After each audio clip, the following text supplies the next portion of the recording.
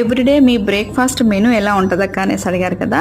ఇలా తృణధాన్యాలతో ప్రిపేర్ చేసినటువంటి ఇడ్లీలు లేదంటే దోశలు ఏదో ఒకటి ఉంటుందండి. మా ఇంట్లో తెల్ల ఇడ్లీలు తెల్ల దోశలు ప్యాన్ అనమాట. సో అలాగే నేను తినే ప్లేట్లో కంపల్సరిగా కొన్ని క్యారెట్ అండ్ బీట్రూట్ అలాగే కీర ముక్కలు కొన్ని ఉంటాయి. మస్ట్ అండ్ షుడ్గా ఒక ఫ్రూట్ ఉంటుందండి.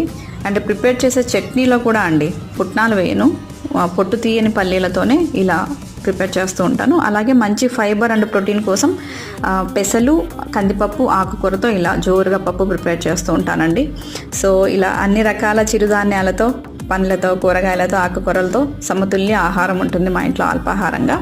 ఇంటిల్లిపాదికి ఇలాగే ప్రిపేర్ చేస్తూ ఉంటాను. నేను బరువు ఉన్నప్పుడు 2 తినేదాన్ని, ఇప్పుడు 4 తింటున్నానండి. మనం బ్రేక్ఫాస్ట్ స్కిప్ చేసినంత మాత్రాన బరువు తగ్గమండి. ఇలా హెల్తీగా ప్రిపేర్ చేసుకొని కొంచెం క్వాంటిటీ తగ్గించుకొని తింటూ ఆరోగ్యంగా ఉంటూ మనము వేగంగా బరువు తగ్గచ్చండి. ఒకసారి మీరు ట్రై చేయండి ఫ్రెండ్స్.